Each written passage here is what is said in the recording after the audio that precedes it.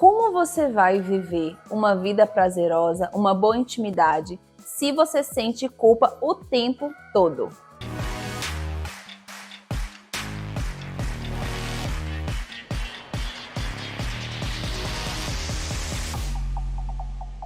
Oi, prazer! Sou Luísa Rocha, sexóloga, terapeuta familiar. Estamos aqui para mais um vídeo, então já se inscreva nesse canal, ative as notificações, já nos siga aqui, vai deixando seus comentários para a gente engajar esse YouTube e para que eu não desista, para que eu não pare no meio do caminho, filho de Deus. Vai, me ajude a te ajudar, tá? Porque são conteúdos gratuitos, de qualidade, estudo, pautados ali em coisas que eu vivo nos atendimentos, nos livros que eu devoro. Então, né, me ajude a te ajudar, por favor, não custa nada. Hoje o assunto é culpa versus prazer. Por que que eu trouxe este assunto? Por quê? Eu observo com muita frequência, gente, muita frequência, que nós temos uma tendência por fidelidade, por amor cego à nossa família, a ter sentimentos de culpa. E, obviamente, isso vai refletir em várias áreas da nossa vida. Financeira, profissional, familiar e, obviamente, no sexo também. Eu vou dar vários exemplos aqui para vocês. Vocês vão entender o que eu quero dizer.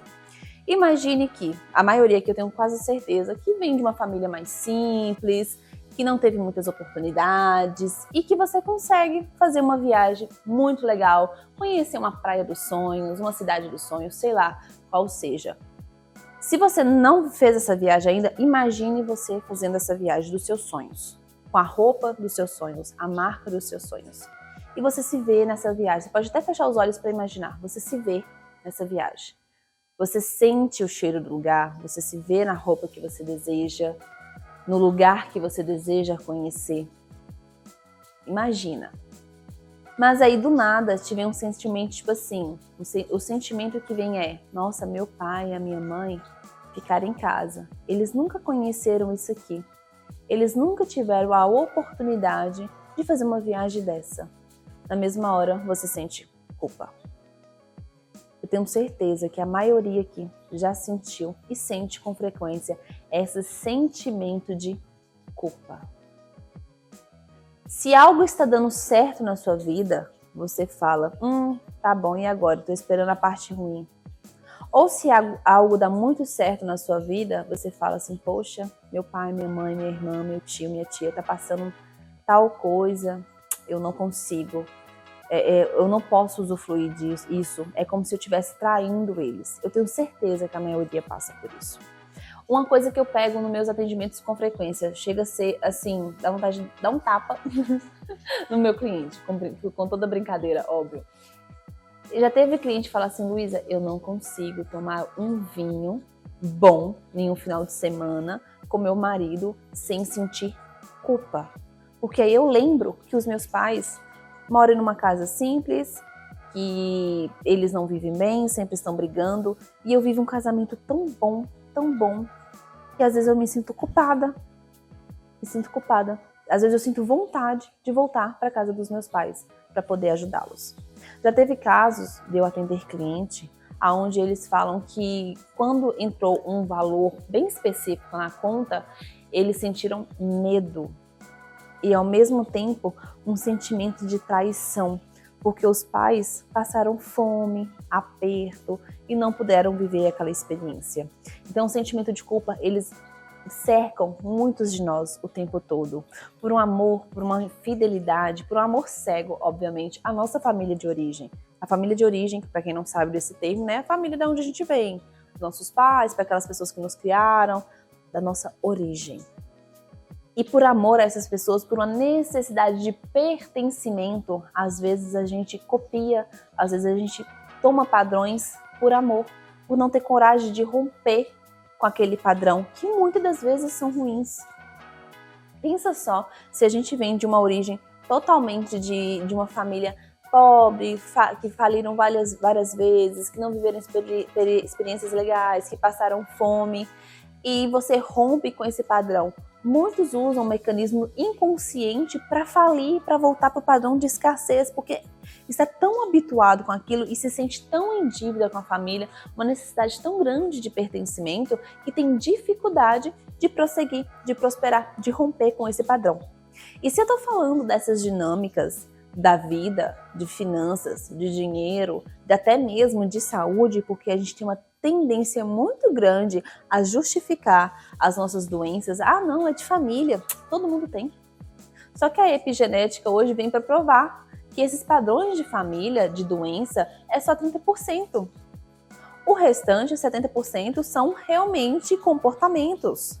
É ambiente, escolhas, alimentação. Então, tudo isso depende de nós. E por que a gente se justifica na nossa família, na nossa origem, na nossa genética? Porque a gente quer pertencer, faz parte. É uma coisa visceral do ser humano pertencer. Então, agora vamos pegar todo esse contexto e imaginar o seu casamento. Você veio de uma família onde vários se separaram, traição, um padrão de traição muito grande, de brigas, de desentendimentos, de separações com muita violência e dificuldade. E você está tão habituado a ver isso que quando você se vê em um relacionamento aparentemente tranquilo, saudável, você se assusta. E acaba que de forma totalmente inconsciente você arruma mecanismos de adoecer, de estragar essa família que você está construindo, que tinha tudo para ser saudável. Ou então, você vem de uma família de mulheres sofridas, que foram violentadas, que tiveram maridos muito brutos, e você conhece um cara legal, que vai na contramão de tudo isso. E tem hora que você se vê assim, por que eu tô aqui? O que me faz estar aqui? Não, eu não quero. Ou você sempre fica naquela, tipo, estou esperando o pior acontecer, eu estou pronta para o pior, tá muito bom para ser verdade. Então o que eu quero trazer aqui é uma reflexão. Até quando você vai se submeter a isso? Até quando você não vai saber usar a vida que você ganhou dos seus pais e de toda essa ancestralidade para romper com um padrão adoecido?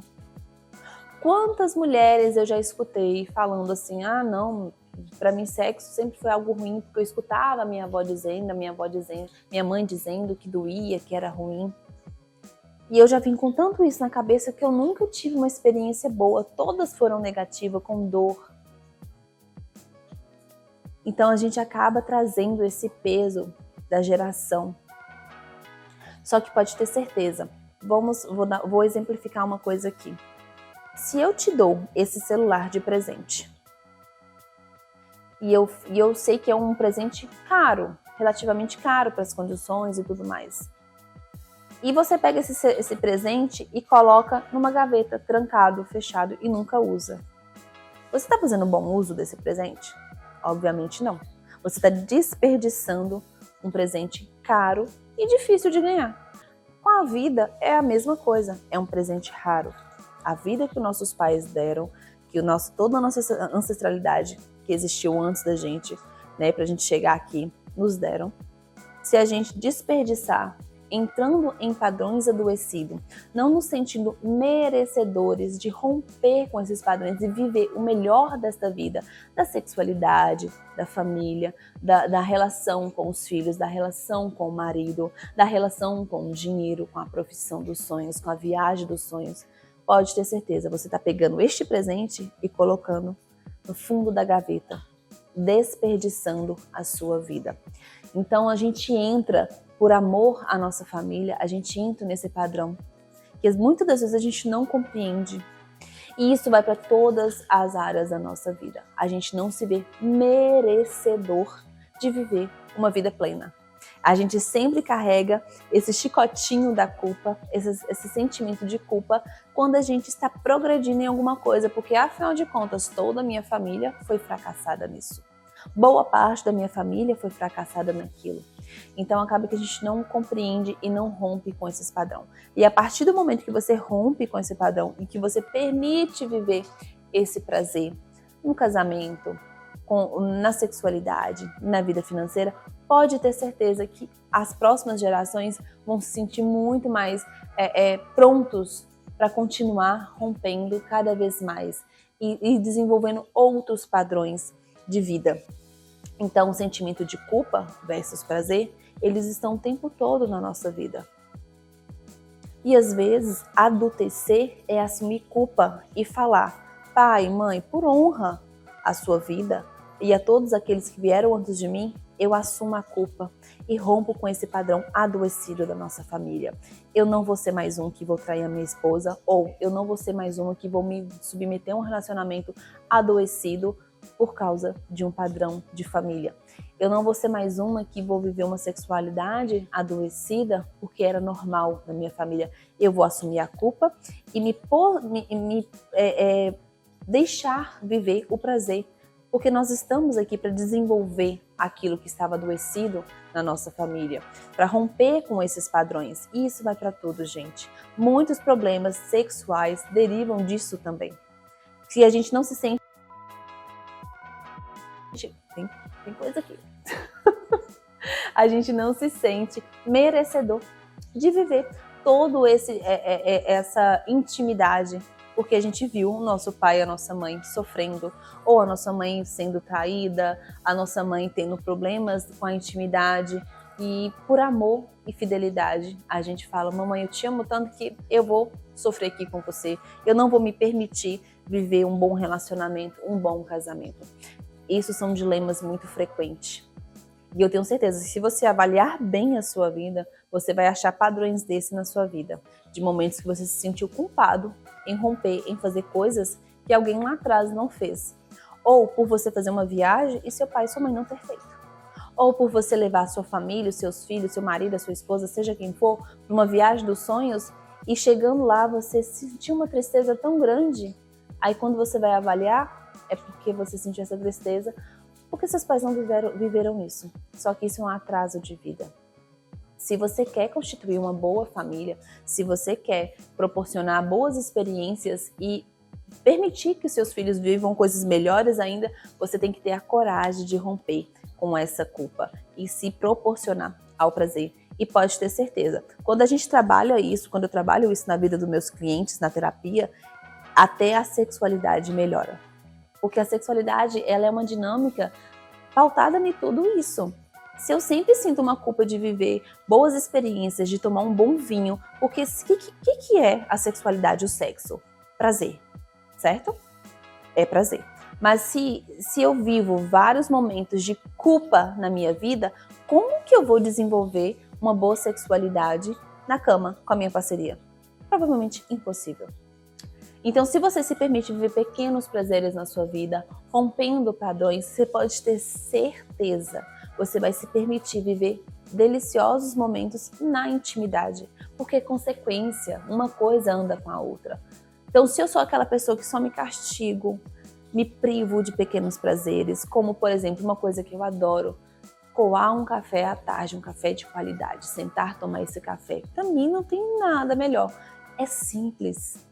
Chega a ser, sim, banal, mas eu sei que isso me dá prazer.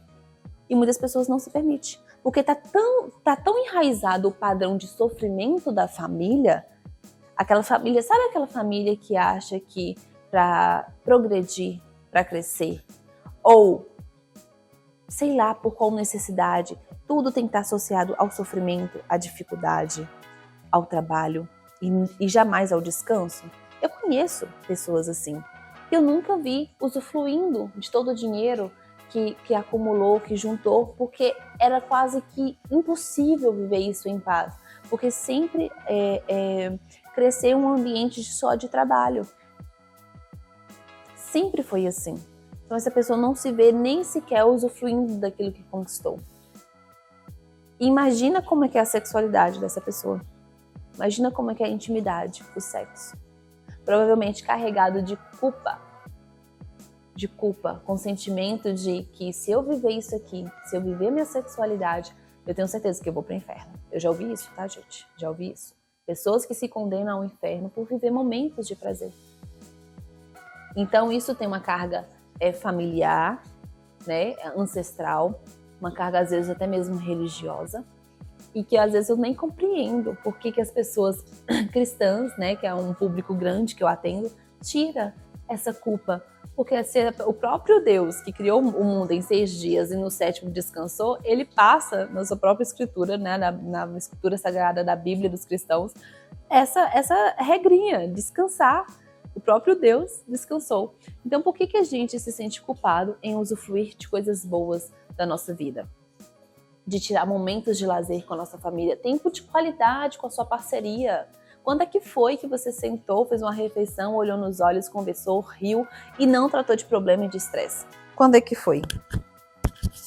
Então, assim, a gente tem que compreender essas necessidades e poder romper com esses padrões adoecidos. Caso contrário, você vai estar dando murro em ponto de faca e colhendo frutos terríveis na vida.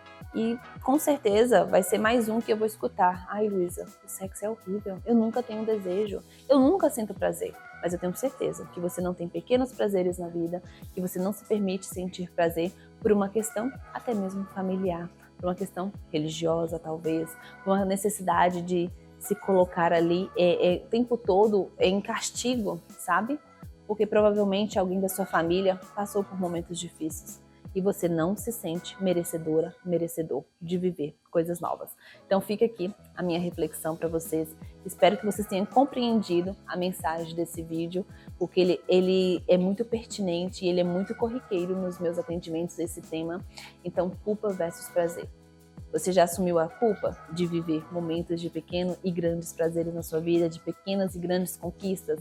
Que isso vá das coisas mais simples e corriqueiras a coisas extraordinárias que você conquistou, a momentos mais simples e corriqueiros, a momentos muito extraordinários que você quer ou que você conquistou? Espero que você possa viver o melhor dessa vida. Até o próximo vídeo. Tchau, tchau!